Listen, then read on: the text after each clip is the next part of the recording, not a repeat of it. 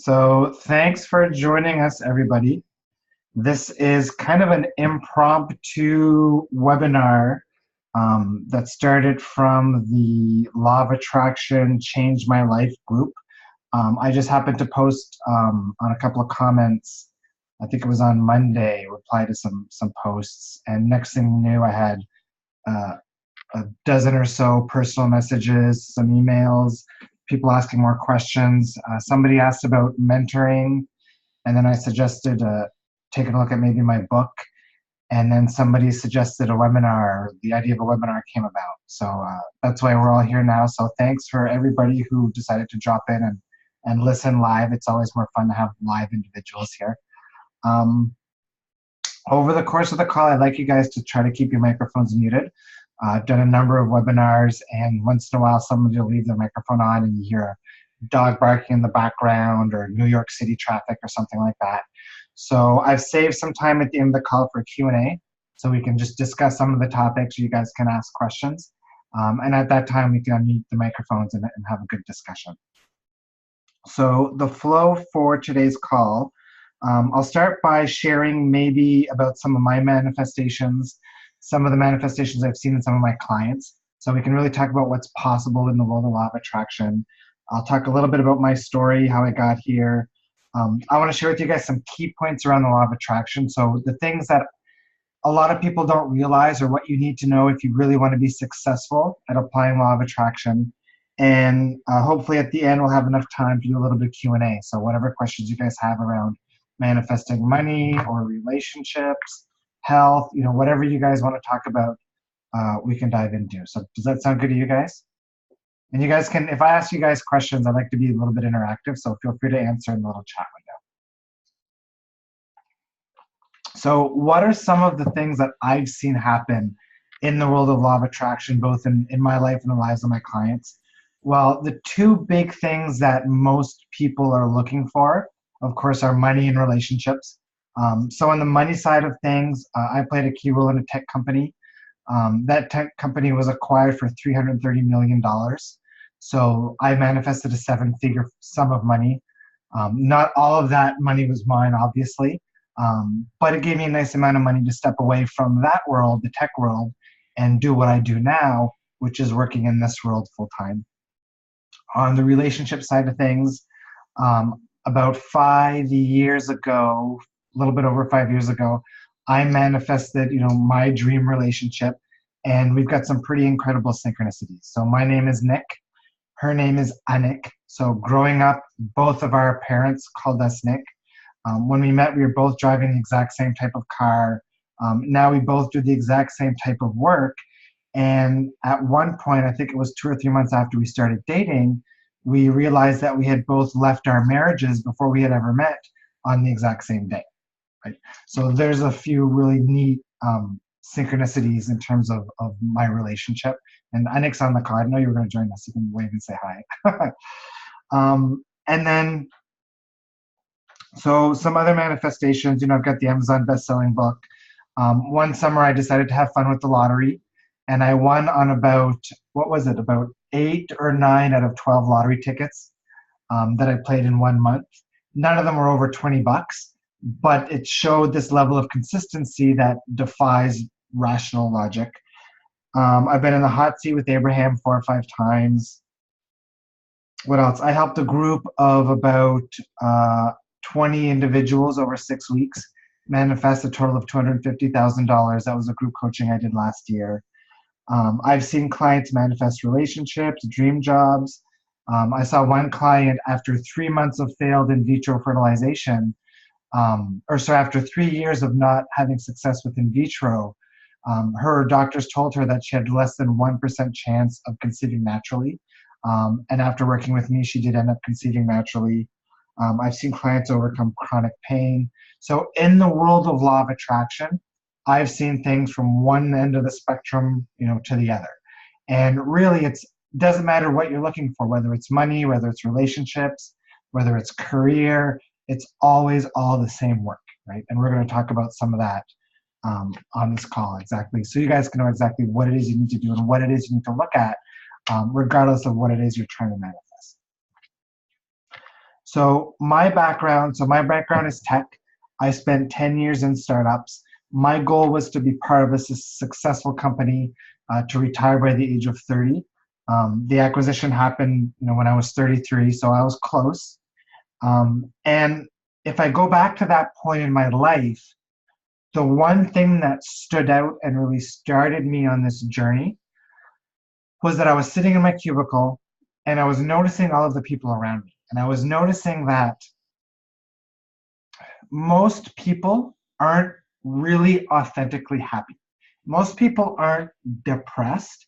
Most people are more or less living life in a state of contentment rather than living life more in a higher state of joy.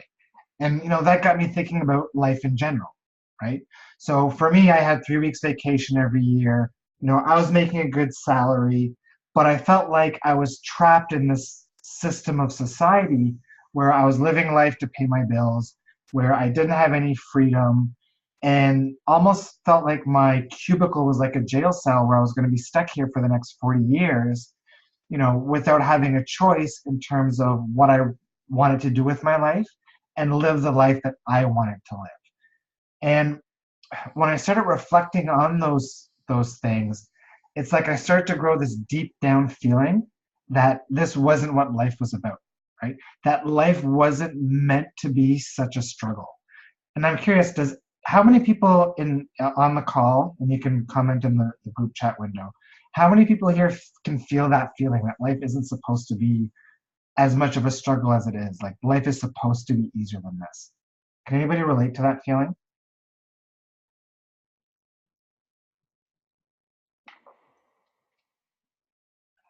Cool. Okay, yeah, so definitely some people on the call that can relate.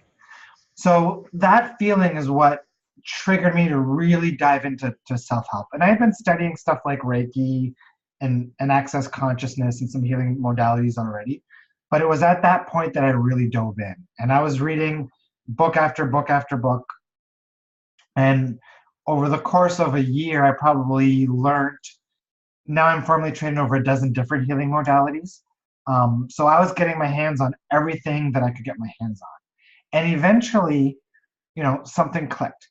And what clicked was that everything that I wanted, whether it was money, whether it was a car, whether it would have been relationships, everything that I wanted and everything that anybody wants is rooted in an emotional state. So every desire that we have is because we believe that those desires are what are going to really make us happy, right?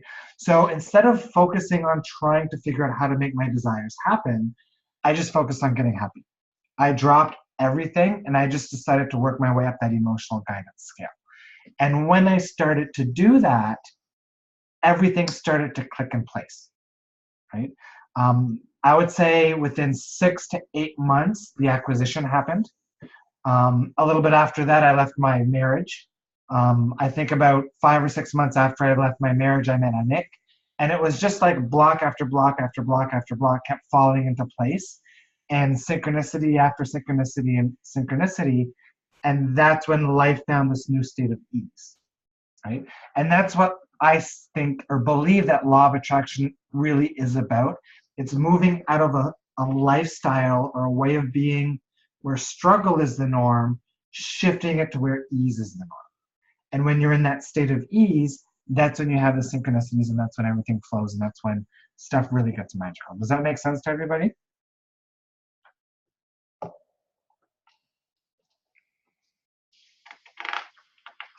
Okay, so I see there's some hands coming up for some questions. What I'll do is, if you have a question, keep popping your hand up, and we'll get to the questions at the end of the call to make sure we have time to go over all the content. So where am I now? So all of that happened probably about 5 years ago now, 4 or 5 years ago, or 6. So now I've got clients. I've worked with clients in about 17 different countries. I also train practitioners. I've got practitioners in 6 different countries. I do speaking engagements. Last spring, I spoke to 300 or 400 doctors and nurses at a conference about some of this stuff. And hopefully this year or next year, we're going to start launching some retreats, some 7-day retreats at some resorts, maybe in the Canary Islands or in the Caribbean somewhere. So I'm excited about that. Now, enough about all of that stuff. I want to get into, the key points. I want to get into what you guys need to learn in order to really become successful at this stuff, because that's the whole point of the seminar, right? To try to teach you guys. Now, the first thing I tell people, and the first thing, or the key thing that most people are missing, is a lack of vibrational consistency. And what I mean by vibrational consistency is when we're born up here. This is joy, this is happiness, this is our natural state, this is where we're meant to be, okay? But vibrationally, instead of being up here and being consistent, everybody's kind of down here and bouncing around with their vibration, right? And sometimes you'll have a good day, you'll bounce up here, you're up here, you'll have a few synchronicities, maybe some angel numbers, maybe some good parking spots, and then you kind of bounce around back down here, right? So the reason that most people are just manifesting mostly small things is because they're not up here, they're not consistent up here, right? And the reason happiness and joy is so important, and that's what happiness and joy is up here, is because happiness and joy, it's kind of like the Wi-Fi connection strength between you and your inner being, right? That's what creates alignment. So the happier you are, the more consistent you are in that state of joy, the more connected you become to your inner being.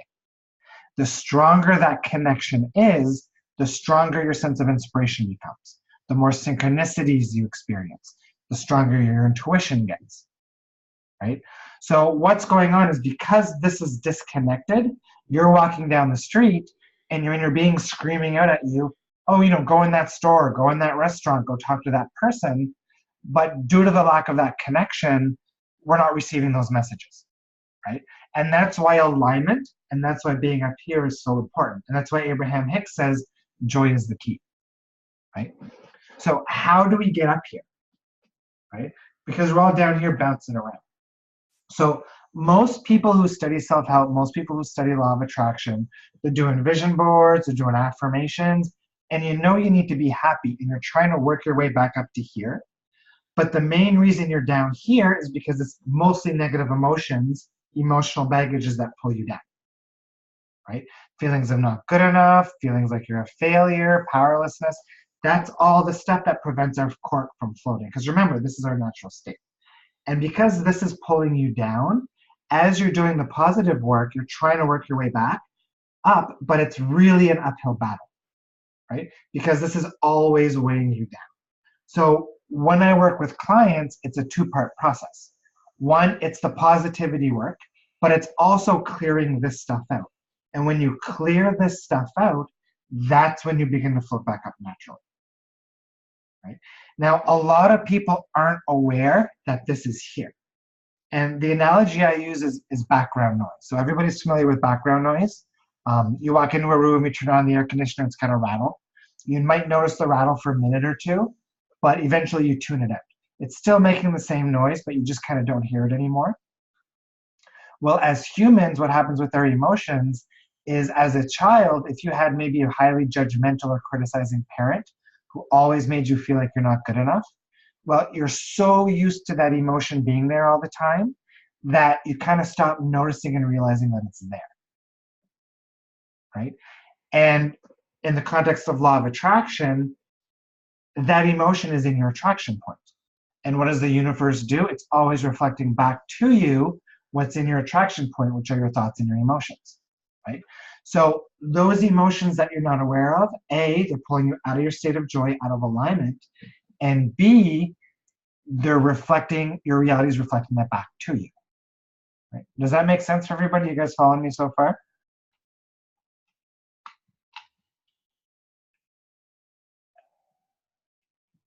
Excellent, good. So when it comes to law of attraction, everybody's looking for, the magic pill or the switch you can flip, and all of a sudden you're going to wake up and everything's going to be there. And it's not like that. So think of law of attraction as like a process or a muscle you need to build, right? So if you want to be the world's best bodybuilder, you don't go to the gym, spend 24 hours there, walk out and look like Arnold Schwarzenegger, right? Law of attraction is the same thing. It's about developing that vibrational consistency, right? By doing the work, right? So all of my clients have a solid morning practice, right? Get up every morning, put on some good music, meditate, do some journaling, do what feels good for you to raise your vibration and feel as good as you can in the morning, and hold that feeling throughout the day, right? And the more you work on your vibration, the more you clear your inner junk, your emotional baggage, the more you shift those perspectives that you're carrying that weigh you down, the more you're going to get up here and the more you're going to get stable. And that's the key to real law of attraction success, right? Somebody said the screen froze when you described the 2 steps. Is everybody else okay? Can you guys hear me okay? Okay, perfect. All right. So that's one thing you need to look at is vibrational consistency. If you don't have vibrational consistency, you're not going to remain in a state of alignment that can allow a lot of the big things to show up. So that's one thing you need to look at. Second is you need to embody your desires. So there's 2 popular terms in the world of law of attraction, and people get them confused. One is alignment, one is being a vibrational match. Okay, those are 2 different things that serve 2 different purposes. Alignment is the level of connectivity between you and your inner being. The more aligned you are, the more synchronicities you have, the better your intuition gets, the more inspirations you get. Okay, and by the way, did you guys ever realize that there's 2 different types of thought? There's created thought and there's manifested thought. Created thought is thought that you come up with your ego mind with rationalization. So if I'm sitting here trying to solve a problem, I'm in the energy of the problem, and that's typically created thought. Okay, manifested thought is thought that often shows up out of the blue, right? So if I'm driving down the road and I'm looking out the window and I'm noticing all the beautiful trees, and all of a sudden this idea pops out of nowhere for my business, I know that that's a manifested thought, and that's the golden stuff that I know comes from my inner being, right? So if you start to pay attention to where a thought comes from and pay special attention to thoughts that come up out of the blue. Another example is when you forget the name of a person. You're sitting there and you're trying so hard when you need it and you can't remember it. And then 20 minutes later, you're off the topic and you're not even thinking about it. And all of a sudden the name pops in, right? You guys ever experienced that before? That's a manifested thought, right? So you're getting out of the energy of efforting, out of the energy of the problem, you're off the topic, which is what you need to do to manifest, and boom, it comes in, right? Manifesting thought and manifesting money or relationships or anything else, it's all the same thing. Now, alignment and vibrational match. So now you guys know what alignment is. Vibrational match is what's needed for specific desires. So when you talk about joy being the key to law of attraction, joy is half the key. Joy is what puts you into alignment. So it creates that connection with you. Vibrational matching is what creates the connection between you and your desire that allows it to show up. For example, if you want to manifest money, and money brings up a feeling of freedom, feeling of relief, feeling of empowerment, so that's the vibration of money. If you're at the vibration of stuckness and powerlessness, then that's not a vibrational match. Okay? So you need to shift out of the negative emotional set points. If you want to manifest money, you have to shift your state out of a state of stuckness into a state of freedom before the money can show up. Right? And that's the catch-22. Right? I want money to feel free, and I'm waiting for the money to show up to make me feel free. But that's not how it works. The money can't show up until you're feeling free first. The emotional set point, the emotional state has to come before the manifestation. So again, those are 2 very important key concepts to differentiate. Alignment versus vibrational match and frequency. Okay. Now, the other thing that's important to understand is that everything, and yeah, good point, Michelle. She said it's like putting the cart before the horse. That's exactly what it is. So, in the world of manifestation, what we need to understand and recognize is that everything is a manifestation, right? If you stub your toe, that's a manifestation. Dent in your car, that's a manifestation. A winning lottery ticket, that's a manifestation. your entire reality is one big manifestation that's continually happening, right? And one thing that you should always ask yourself is when a circumstance occurs that's unfavorable or that you don't want, ask the question, what part of me is creating that circumstance? What is this circumstance trying to show me about me, right? And that's specifically important in the context of relationships, right? So here's a couple of examples. So one of my clients, she was dealing with breast cancer, and for her whole life was filled with a vibration of abandonment. So her father left when she was young, her husband had left her, her first husband had left her, her second husband was separated when she found out she was diagnosed with cancer. She wasn't on speaking terms with one of her kids. So her vibration was filled with this emotion of abandonment, right? And I've got this book, it's Metaphysical Anatomy. Here's what it looks like. It's got 700 different medical conditions with the mental and emotional root causes. And when we looked up the cancer that she had in the book, it was all about abandonment. So stuff like, breast cancer was linked to her abandonment issues, right? I've got a client right now who's dealing with lung cancer. And the way she described the lung cancer was it feels like it's choking me out, like I'm having a hard time breathing, right? Well, guess what? Her whole reality feels like it's choking her out, right? So it's reality is reflecting back to you, right, how you feel. So one of the ways that you can try to identify what those emotions are that you're carrying in your attraction point, because remember that background noise analogy, a lot of people aren't aware, is by looking at the patterns of circumstance in your life, especially relationships, and see what emotions keep coming up over and over again. For example, a friend of mine came up to me at a restaurant or a pub about 3 years ago, and he said, Nick, I'm kind of tired, I'm fed up with life, I don't know what to do anymore, I'm unhappy, do you have any advice for me? And I said, okay, so what's your biggest stress in life? And his response was his finances. He said, oh, it's just, I don't have any money, I can't do what I want, I can pay my bills, and that's pretty much it. And I said, okay, so how does your financial situation make you feel? And his response was, well, I can't do anything I want to do, I feel stuck and I feel powerless. And I said, good. I said, okay, now I want you to go back to your last significant relationship. He kind of gave me a funny look. I said, no, just go with it. I said, I want you to tell me what the worst part about that relationship was. And he said, well, she always had to have the last word. She would never want to hang out with my friends. She would never want to do what I wanted to do. Everything was always about her, and she would never want to listen to me. And I said, okay, so how did that make you feel? And her response, or his response, again, was powerless. And I said, go back to the relationship before that one. Was powerlessness a theme in that relationship? And he said, yeah, definitely. And I said, go all the way back to childhood, because typically these are what I call dominant negative emotions. Most people have like 1 to 3 of these. I said, go all the way back to childhood. Was powerlessness a theme in your childhood? And he said, yeah, absolutely. He said, I was the youngest of 5 kids. Nobody ever wanted to do what I wanted to do. I always had to follow everybody else around, total powerlessness. So right there at the pub, we did a little bit of tapping, a little bit of clearing work to clear out some powerlessness, some stuckness, probably for about half an hour. At the end of the night, he ended up getting his meal and his drinks for free.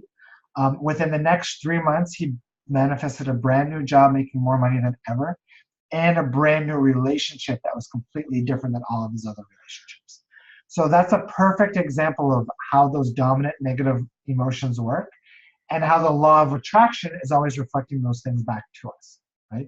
So the most powerful way you can use law of attraction is by looking at your circumstances and asking yourself, what's the emotion, or what's the thought pattern, or what's the perspectives that I've got going on that are responsible for these patterns, and what do I need to shift and clear to move out of them? Does that make sense for everybody? Hey, Michelle, welcome to the call.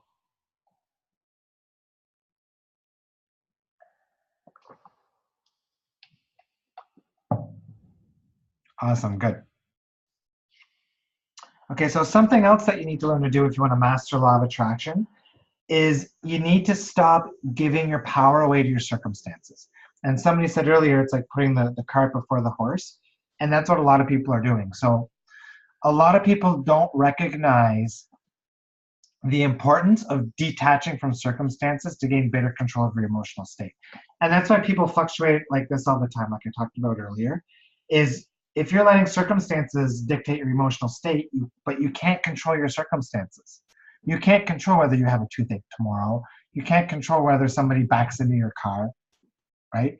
But if you're letting all of this stuff impact your emotional state, then you're not going to be able to maintain this high level consistent vibration, right? So it's about practicing what I call being fucking happy, right? And it's just about learning to have emotional awareness. I had a friend come over a couple of summers ago and he had an extra big size case of beer. And I said, "Oh, Frank, man, did you have a rough day? What's going on?" And I said, "Oh," he said, "I had an awful day." He said, "I was angry all day at my coworkers. I was yelling at people. I was cutting people off in traffic. I was just being a jerk." And I said, "Oh, wow, that's too bad." I said, "How'd you feel when you woke up?" And he thought for a second. He said, "You know what?" He said, "I had a great morning this morning. I had time to play guitar. I made a nice breakfast. I chilled out." And I said, "Okay." I said, "At what point did you switch from the happy state you were in the morning to anger?" He thought for a second, then he had this kind of weird smirk on his face. He said, "You know what?" He said, "I was on my way out the door." He said, "I noticed that I had 3 loads of laundry to fold." He said, "I absolutely effing hate folding laundry." So his 3 loads of laundry made him feel angry, and it dictated his vibrational state and the way he treated everybody the rest of the day, right? He had no idea, and he didn't realize he had done that, right? But a lot of us are doing that. So some of the advice that I give is, do a morning practice, feel as good as you can in the morning, check in every few hours, right? 10 o'clock, am I still feeling really good? Yeah, I'm still feeling really good. Noon, am I still feeling really good? No, I'm feeling kind of sad. Okay, so what happened? What circumstance or what perspective have I taken on between 10 and 12 that caused my emotional state to drop? Oh, it was something my coworker said? Okay, well, tomorrow, I'm going to work on not allowing that coworker to create that wobble. I'm going to try to not let them drag me down, right? And it's just about practicing emotional awareness. Now, let's talk about money really quick because everybody wants to manifest more money. I wrote down the 5 key things you want to work on getting right when it comes to manifesting money. So the biggest thing most people are doing wrong is they're stuck in the vibration of lack. So every time that you're noticing lack, every time you're noticing that you don't have enough money to buy what you want, you're propagating that lack cycle. And I know a lot of people say how hard it is to get out of that. And what you want to work on doing is you want to counteract that with the vibration of abundance. So for example, I live on the beach here, and we often go for walks on the beach. And in a 20-minute walk, we might find like 2 or 3 pieces of beach glass, of sea glass. And one day I was sitting on my patio doing one of the exercises I do, which was writing the word abundance over and over and over again. Abundance, abundance, abundance. Feeling the feel of abundance in my solar chakra and expanding that feeling. I did that for about 5 minutes, and Nick came out and she was like, "Oh, hey, Nick, you want to go for a walk on the beach?" And I was like, "Sure, yeah, let's go." And we went down for a walk on the beach, usual walk, up and down. We came back, and we both literally had 2 handfuls of beach glass, right?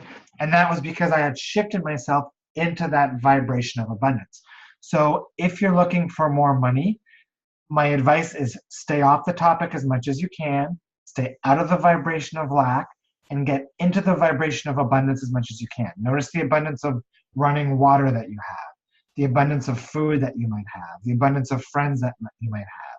Doesn't matter the topic, right? As long as you can get yourself into that vibration of abundance more than the vibration of lack, things will start shifting. Now, a lot of people who are trying to manifest money, they want to go from 0 to $1 million bank account. The issue with that is that it's a big vibrational gap to jump. So what I recommend to people is identify the next logical financial amount that brings relief to you. Maybe it's 5,000, maybe it's 10,000, maybe it's 500 bucks. Set your intent to manifest that amount and then gradually work your way up. Okay? That's a quicker path, I think, to getting to where you want to be than jumping from 0 to $10 million. And then the third thing around money is you need to get out of the energy of stuckness. So the vibration of stuckness is the opposite of the vibration of freedom, and freedom is money, right? So if you're the type of person whose dominant negative emotion is powerlessness, like that example I gave earlier with my friend, lower back issues is an indication of that. So if you find yourself feeling a lot of feelings of stuckness, of powerlessness, of helplessness, you want to shift out of those emotional states and work on being in the state of relief and freedom and, of course, abundance. So those are the top three things when it comes to finances. And the most important thing to do, again, is if the topic of finances creates wobble for you, stay off the topic, right? Because by getting on the topic, you're activating that vibration of lack. So even if you're standing there doing affirmations, oh yeah, I have $1 million, I have $1 million. If you're feeling the lack in that exercise, you're shooting yourself in the foot, right? So really it's about staying out of lack, not trying to make money show up. And then the last topic is relationships, because obviously a lot of people want relationships. So the key thing in relationships is look at your patterns of relationship circumstances, again, and those emotions that they bring up. That's the most telling thing about who you're going to attract in relationships. Okay, do that digging process we talked about earlier. So look at all of your significant relationships, ask that question, what was the worst part about that relationship, and how did that make me feel? So if all of your partners cheat on you and make you feel not good enough, well, that's the emotion you need to shift out of, right? If you want to stop attracting that circumstance. And if you can trace that emotion back to childhood, then obviously that's a dominant emotion you really need to work on, right? Abandonment's a good issue, right? So a lot of people who had maybe a parent who was not present physically or emotionally as a child will often attract partners who are emotionally unavailable or never there for them, right? Now, if you're the type of person who doesn't attract relationships, has a hard time finding a partner, that's typically split energy, right? And split energy happens when part of you wants a desire, but part of you feels like that desire is unsafe. And that can happen for money too. So if you asked yourself, if I had $1 million bank account, what's the worst thing that could happen, or how does that feel unsafe? If there's fears that come up when you ask that question, then that's split energy, and those are fears you need to take care of. It's extremely common in relationships. I'll give you a past client example. I had a client who came to me because she noticed she had a self-sabotaging behavior. So within 2 to 3 months of relationships, she would start to do things that would mess up the relationships. She would cause fights that were unnecessary, and she would eventually make those relationships end, make them unpleasant. And I asked her, to go as far back as she could in her relationships. And her first relationship was in her final year in high school. She was dating a guy. They were together for 6 months. And, in her mind, they were going to get married. They were going to have 4 kids, 2 boys, 2 girls. They'd be together forever. And she came into school one day and found out he cheated on her, right? Well, that's an emotional trauma, right? So she clung onto the emotional hurt that went along with that trauma and the subconscious mind. So the subconscious mind, one of its roles is to keep you safe. The subconscious mind flagged relationships as dangerous, right? Because of the trauma that it created. So from now on, once she hit that 2 to 3 month mark, once she started developing that deep connection with somebody, the subconscious mind would start to creep those fears in, right? That's what was creating that self-sabotaging behavior, right? So those fears, right, put out vibes, and other people can pick up those vibes. So oftentimes when you have fears, and it doesn't have to be a deep trauma, it could be a fear of being controlled, a fear that they'll take all my money from me, a fear that I can't do what I want, right? These are the types of things that can cause split energy that keep partners away, right? Or that can create the split energy that creates self-sabotaging behavior because of the fears that are present, right? And then the last thing, and this goes for relationships or everything else, is you need to stop efforting.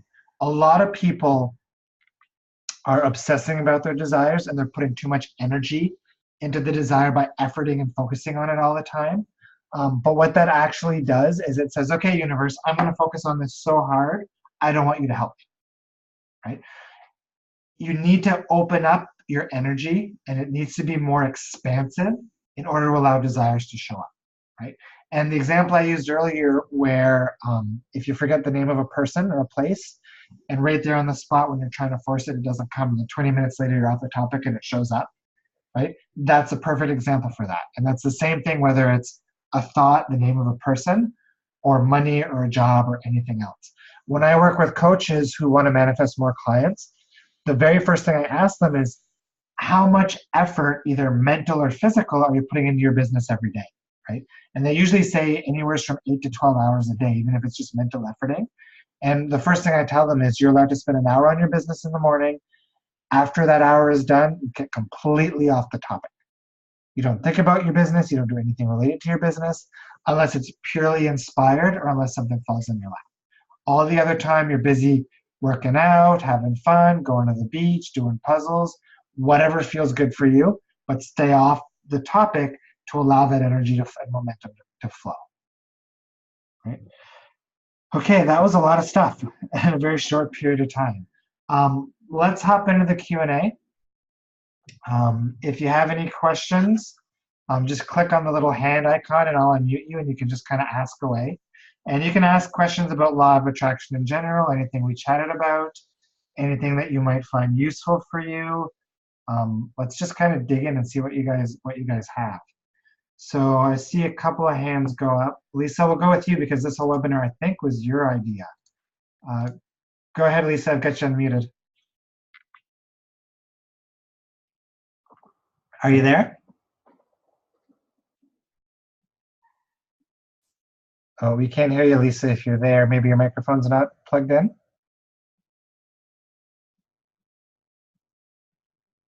Okay, we'll come back to you, Lisa. Maybe ask your question in the chat window.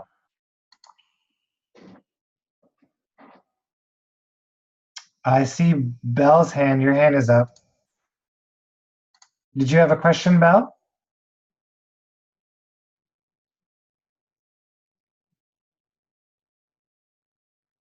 Are you there, Belle?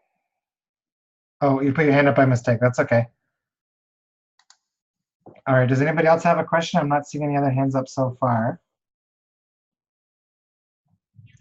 A question in the chat window. When I ask for amounts of money, I end up with a debt or a bill. Yeah, so that's because you've kind of associated money and lack together at a subconscious level, probably.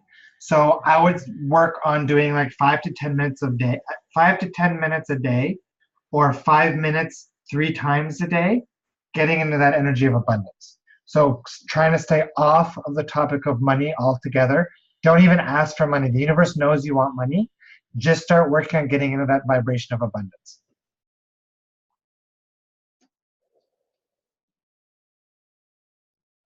All right, so does anybody else have any questions? If not, I think we can wrap things up.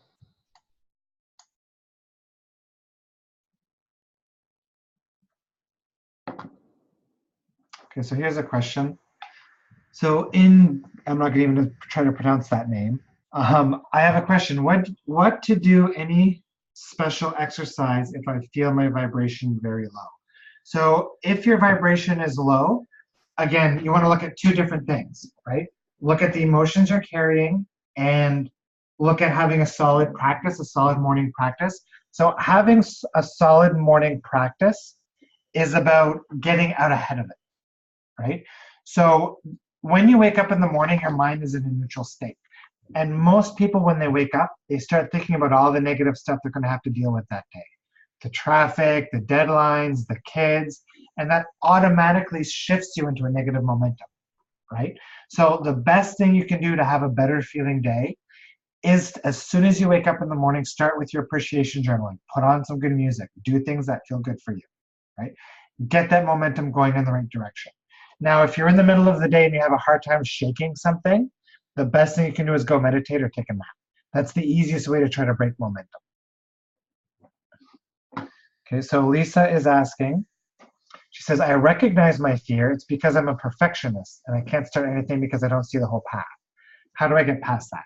So perfectionism or procrastination come from emotions of not being good enough.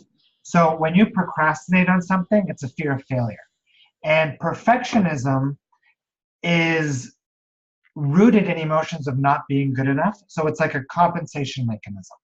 And typically, people who have tight neck and shoulders issues, that's that emotion of not being good enough. Often it can come from having grown up with a parent who's highly judgmental or criticizing, or having somebody in your life who's always judging and criticizing you. So the best way to get over the fear of failure or the feeling of not being good enough and procrastination is by dealing and tapping on and clearing those emotions. So really it's by dealing with that emotion of not being good enough. Does that make sense, Lisa? Let me know if you have a follow-up question to that. Bang on. Yeah. And something I wanted to mention too, so I had a chat with my my team of practitioners. As I mentioned, I've got practitioners in 6 different countries, and they're willing to offer some 30-minute gift sessions to some of you guys. So if any of you guys feel like you want to work on the feelings of not good enough, or feel like you need some extra clarity around, your ability to manifest or any of that stuff, go to innersuccess.club/breakthrough, fill out the form, and I'll have one of my practitioners reach out to you. And those are going to be those are free, no charge, just 30-minute gift sessions for you guys. So iPhone Lucy asks, when you have split energy, how do we get away from unsafe feeling of our desires? And that's, again, you want to clear those feelings out, right? So, anxiety is a good example, right? Because it's a subconscious fear that's irrational. But it always comes down to identifying the fear. So that's the first step. And then the clearing tool that I use with most of my clients is tapping. And now iPhone Lucy asks there, how do you declare emotions? EFT. Yeah, it's the tapping. I've got a sample video. If you go to, I think it's, let me double check here, innersuccess.club/EFT demo. That's a 30-minute interview I did with somebody where we do some tapping live. And you'll see how powerful EFT really is when you're working with somebody. A lot of people will do EFT on follow-along videos on YouTube, so they'll tap and they'll repeat after the video, which is okay, but you can't get to the real deep stuff with videos. You need to work with a practitioner. And the reason for that is because of how we layer emotions. So you might have sadness on top, you might have anger underneath that, you might have not good enough underneath that. Right? And you need to work through those layers of emotions to really clear some of these root emotional causes. One example is depression. So if you've got sadness all the time, you can sit there and you can tap on sadness all day. But underneath the sadness, there can be a belief or perspective or a feeling that it's not safe to let the sadness go. Maybe there's a belief that if you let the sadness go, you're letting somebody off the hook that hurt you as a child. Maybe there's a belief that if you let the sadness go, then you'd have to go back to work. Maybe there's a belief that it's not safe to let the sadness go because you've never been happy and you don't know what that would feel like. So those are the deeper layers of things that are underneath the emotions. And EFT, the power of EFT is that you can work down that path and get to those root causes. So Claire says, is it better to try to focus on 1 or 2 things at a time in terms of manifestation? This is very new to me, and I feel like I maybe got carried away in asking for too many things. So you can't ask for too many things. It's actually good to have a lot of different things on the go. So for example, if I've got my business and I'm putting 12 hours of energy into my business and that's all I'm ever focused on, well, that tightens up the energy and it doesn't give room for the universe to do its thing, right? So if I'm putting a couple hours into my business every day, a couple of hours into working on a puzzle, a few hours on reading, a few hours on another project, a few hours on yoga class every day, my energy is moving between different topics, right? So as my energy is on these topics, it gives the universe a chance to create momentum on other topics I'm not currently focused on. So long answer to basically a simple question is no, you can't focus on too many things at once. So Annie says, what do you have to say about Tony Robbins' teaching and Les Brown? They all say massive action. Can massive action be a good thing as long as we're in alignment? I would go on video, but I'm at work. Yeah, that's no problem. So there's a lot of thoughts about action, right? Some people from Abraham Hicks think, oh, you just need to sit on your butt and meditate all day and then things are going to show up, which is wrong. And then there's the other end of the spectrum where people think that, oh, I just need to keep taking action and keep working hard and keep efforting and that's going to make things show up. And that's wrong too. So what you want is you want to find that perfect balance between, it's not even between anything. It's what it's about. It's about only taking inspired action. So whenever you take action, you want to make sure it's action that feels good, action that feels inspired. Don't take action just in the hopes of making something happen, because that's efforting. What Bashar says, who's a lot like Abraham, he says, take something as far as you can take it, as long as it continues to feel good. Right? So really it's about a balance of doing what feels good, taking the action steps that feel good for you, but doing it from a place where you're not tied to what the outcome needs to be. Right? So Claire says, can you put that link in for your practitioners, please? Yeah, it's I'll type it up here, innersuccess.club/breakthrough.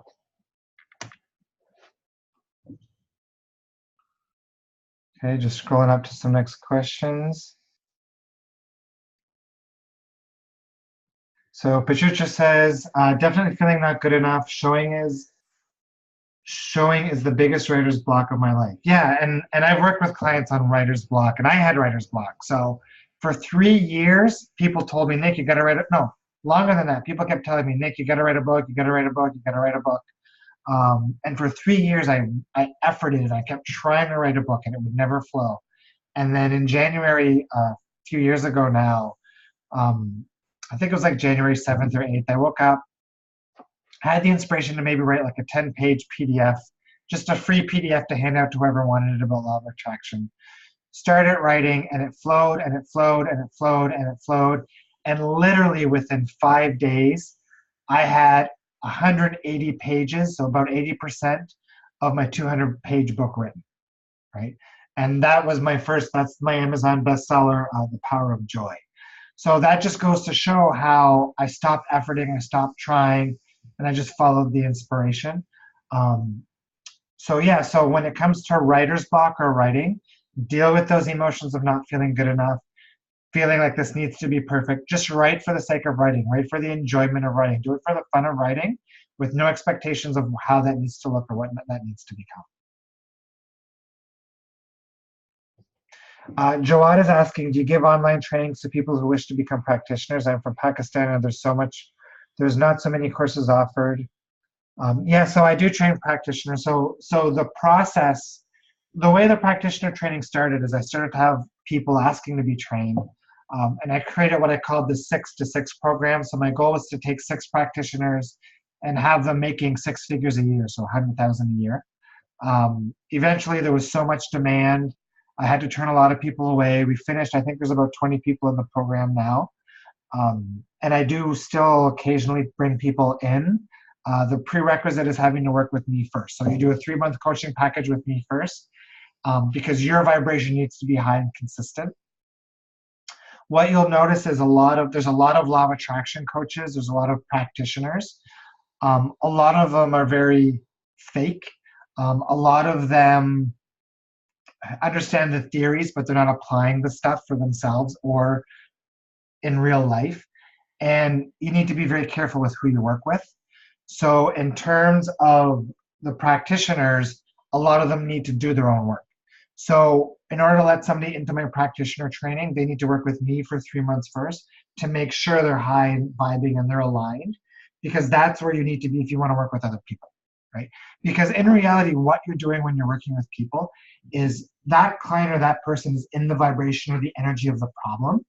And it's very hard to solve the problem from that energy. It's very hard to work on your own stuff. Even for me, when I have my own stuff, I go and I get Anik to run a session on me or vice versa. And an energy, so a good practitioner holds the vibration, holds the energy of the solution which is what allows that person or that client to shift out of that energy into the energy of the solution, right? So in a nutshell, yes, I still bring on practitioners, and the first step to that is a 3-month package with me first. So Lucy says, thank you, I'm pleased. I feel I have the tools I need to clear my blockages. I've realized just while you've been talking, it's criticism from my mom that was then mirrored in every relationship, once causing the feeling of not good enough. Mine is blown. Awesome, new awareness, good to hear that. Claire says, fab, makes great sense, awesome. So Claire says, if you could only do what thing, I think that should be one thing in the morning, what's best, journaling or meditation?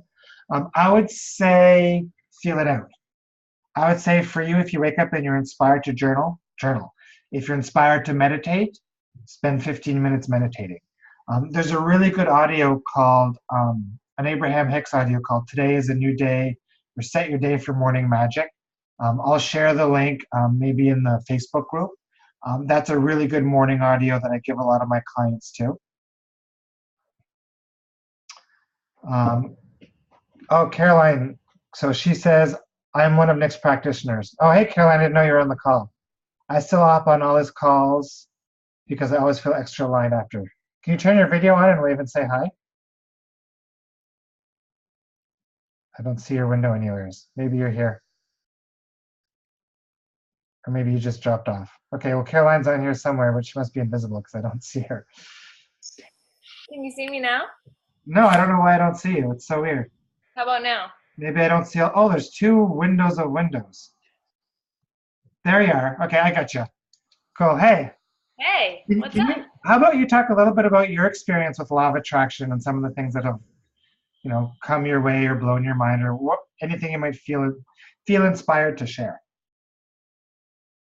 Sure. So I originally found Nick because, like most people, I was struggling in my career. I was struggling financially, and I just really felt stuck, but I felt like there was definitely something else that I was meant to be doing. So through reading some books, I found hypnotherapy. And I kind of took a plunge because nothing was working out for me anyway. And I got in my car, my little Hyundai Elantra, and I drove to Los Angeles and I started to practice. I had no idea what I was doing. I wasn't even really expecting myself to be successful. And one thing that kept coming up for me was clearing emotions. And I had actually looked into EFT through books and stuff like that and tried some videos on YouTube, but it just didn't really work for me. So synchronistically, I just kept researching it. And I think I typed in YouTube how to use EFT for the law of attraction. And then Nick's videos popped up.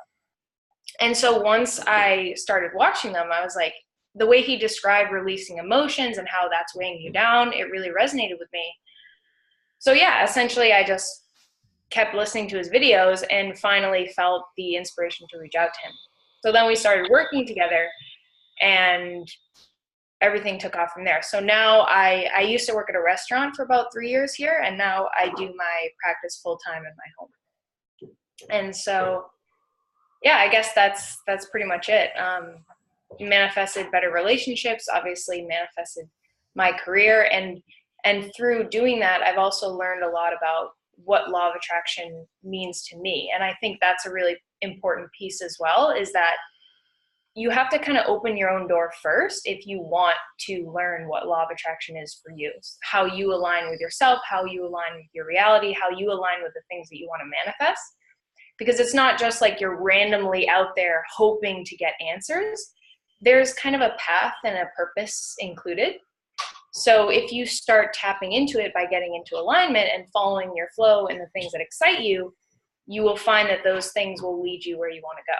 And so that's what I really found. Well said. And that's a topic we haven't had a chance to talk about tonight, is the whole topic of surrender and the fact that our inner beings already have a path set out for us, and the importance of authenticity to walk that path. Maybe we'll have to line up a follow-up call, and maybe in a week or two we can discuss some of those topics. Yeah. So I love this kind of stuff, and I love hopping on these calls, but because I find that no matter what book you're into or no matter what mentor you're drawn to, like Nick said, there's Abraham Hicks and there's Bashar. they're all saying the same thing. They're just saying it in their own way. And so it's all the same common principles: alignment, following your flow, and releasing the things that are holding you back. So even though I know all that stuff, it really helps to just continue to take that in and enjoy it, because it just resonates with a piece that's deep within me. Yeah, and the journey's never done. There's always new levels of expansion. There's always more. There's always more. You know, it's not like you flip a switch, like I said earlier, you're in this place where everything's always magical all the time. There's new levels of awesome, and it just keeps getting better and better. Yeah. Yeah. Cool. Thanks for sharing. And that was a good example that you gave there of following action, right? You said you didn't know what you were doing. You wanted to be a hypnotherapist. You got in your car, you drove probably from Boston to LA, and then you just set up a practice. You felt inspired, you took action, and then just things started falling into place for you. Yeah, and when you really take that inspired action, you'll be supported, but only if you take it. Because I remember even signing up with you, I had never even gone to a therapist. I had no interest in paying for healing myself. Yeah. But I was so inspired to do it, and it felt so aligned that I was just like, you know what? I just need to go for it. Just like getting in my car and moving to LA. Yeah, so I did. And then, obviously it's still paying off now. So yeah, I feel like I said, you have to open the door for yourself. And then you'll be supported in that. Awesome. Well said, Caroline. Thanks for saying hi. I didn't even notice you were on the call. Yeah, anytime. Yeah. Okay, ciao. Bye. All right, so let me get back to a few more questions. Takes a little bit of time to scroll through this chat window, so please be patient. So Jawad is asking for the link about the practitioner training. I think it's nickbro.com or innersuccess.club. You can check those websites out. Yvonne says it's been amazing. You're welcome. Jen says that my mother and husband have always told me nothing is ever good enough. Hence, went through depression. I love them both dearly. How do I stop their negative vibration so I can believe in myself? So for you, you can't control other people. So they have the choice to choose to be negative people. We all have that choice. And it's a matter of you working on clearing out those emotions for yourself and putting your own focus and focusing on you to the point where they're no longer impacting your vibration. And I know that sounds really hard for a lot of people, but with practice and with the right clearing work and the right morning practice, you can totally get there. I've seen clients who said that they thought it would be impossible to clear stuff and shift stuff, totally transform their life, right? Remember that when we're born in that joyful, natural state. We're not born with these negative emotions, right? These are things that we pick up over the course of our life, either repressed negative emotions or habitual thought patterns, and it can all be shifted and cleared, right? They're really not part of you, so that's something important to keep in mind. Belle says, thank you so much. Thank you, thank you, thank you. Thank you, Caroline. Thank you, thank you. Thank you. So Claire asked, can you manifest for a partner? And my answer to that is no, because your reality is a reflection of your distinct vibration, right? And nobody has control over your vibration but you, right? So if I want somebody else to manifest something, the only way they can manifest something is if they're a vibrational match to it. And they're the only ones who have control over that. So yeah, so that's that answer in a nutshell. Joanne says, thank you so much. Thank you, thank you. Awesome. So I think that's it for this afternoon or tonight or today or wherever you are in the world. If you guys would, I'm going to post the recording today or tomorrow in the Law of Attraction, the Facebook group, and Fran's Facebook group. If you guys would like to have a follow-up webinar for more questions, give you time to process some of this stuff, you can go ahead and maybe mention it on the wall in that Facebook group that you want a follow-up seminar. If you want those gift sessions, breakthrough, innersuccess.club/breakthrough. What else? I think that's it for today. So if you have any questions, again, you can ask them too in the Facebook group and tag me in it, and I'll try to respond. Thanks for everybody who tuned in live. I'm starting to lose my voice. Catch you some other time. Bye.